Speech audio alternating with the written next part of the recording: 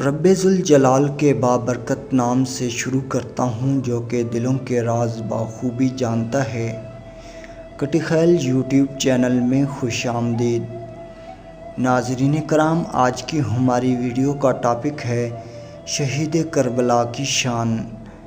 ناظرین کرام، اگر آپ پہلی مرتبہ ہمارے چینل کا وزٹ کر رہے ہیں تو پہلے سبسکرائب کر لیں اور بیل کے آئیکن کو پریس کر لیں۔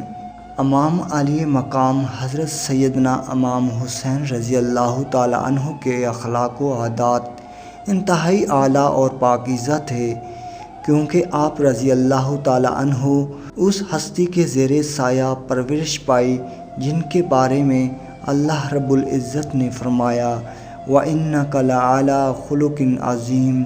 آپ رضی اللہ تعالیٰ عنہ اپنے نانا جان صلی اللہ علیہ وآلہ وسلم کی طرح غرباء اور فقراء سے انسیت و محبت رکھتے، ان کی دلجوئی فرماتے اور فخر و تکبر بالکل نہ کرتے تھے۔ ایک مرتبہ آپ رضی اللہ تعالیٰ عنہ کہیں تشریف لے جا رہے تھے کہ راستے میں ایک جگہ چند غریب لوگ کھانا کھا رہے تھے۔ انہوں نے آپ رضی اللہ تعالیٰ عنہ سے عرض کی، ہمارے ساتھ کھانا تناول فرما لیجئے۔ آپ رضی اللہ تعالیٰ عنہ ان کے ساتھ بیٹھ گئے اور فرمایا، بے شک اللہ کسی اترانے فخر کرنے والے کو پسند نہیں فرماتا۔ پھر ان سے فرمایا، میں نے تمہاری دعوت قبول کی ہے، لہٰذا تم بھی میری دعوت قبول کرو۔ انہوں نے لبیک کہا تو آپ انہیں اپنے گھر ساتھ لے آئے اور گھر والوں سے فرمایا، جو کچھ جمع پونجی رکھی ہے سب لے آؤ۔ ایک سائل مدینہ پاک کی گلیوں سے ہوتا ہوا آپ رضی اللہ تعالیٰ عنہ کے در دولت پر پہنچا تو دروازے پر دستک دی اور اشعار کی صورت میں کہنے لگا، جس نے آپ سے امید رکھی اور جس نے آپ کے دروازے پر دستک دی وہ کبھی نا امید نہیں ہوا۔ آپ صاحب و جود و کرم بلکہ جود و سخاوت کے چشمہ ہیں۔ آپ رضی اللہ تعالیٰ عنہ گھر میں مشغول نماز تھے۔ منگتا کی صدا بلند ہوتے ہی نماز کو مختصر کیا اور دروازے پر پہنچ گئے۔ دیکھا تو سامنے ایک دیہاتی کھڑا تھا جس کا شکستہ حال بھوک و افلاس کا اعلان کر رہا ہے۔ امام علی مقام رضی اللہ تعالیٰ عنہ نے اپنے غلام قمبر سے فرمایا، ہمارے خرچ میں سے کتنا مال بچا ہوا ہے؟ عرض کی، 200 درہم ہیں، جو آپ کے حکم کے مطابق آپ کے اہل خانہ پر خرچ کرنے ہوتے ہیں۔ فرمایا، جاؤ سب لے آؤ، کیونکہ وہ شخص آیا ہے جو میرے گھر والوں سے زیادہ ان درہموں کا حقدار ہے۔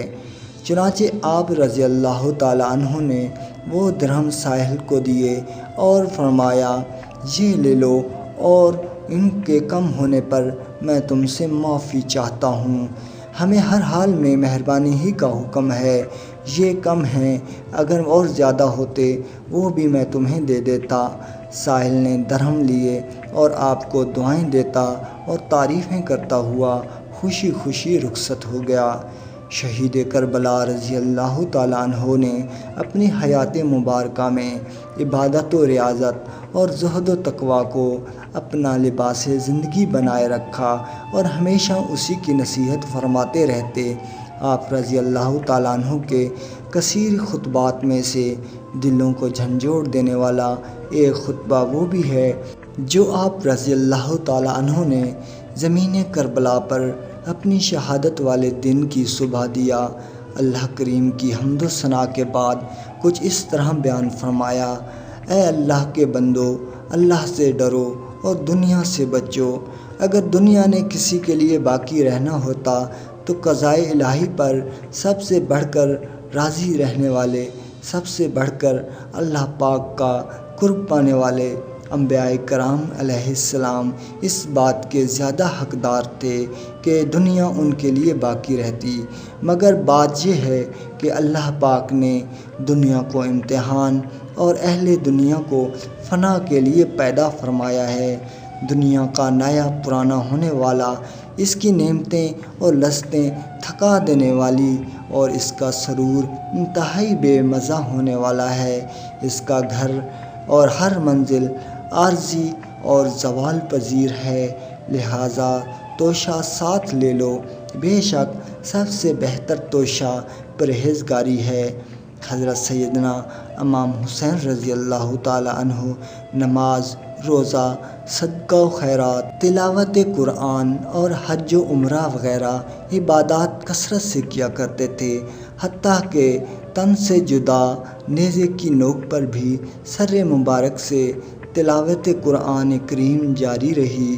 آپ رضی اللہ تعالیٰ عنہ کو حج کا بہت شوق تھا، چنانچہ مروی ہے کہ آپ رضی اللہ تعالیٰ عنہ نے 25 حج پیدل ادا کیے۔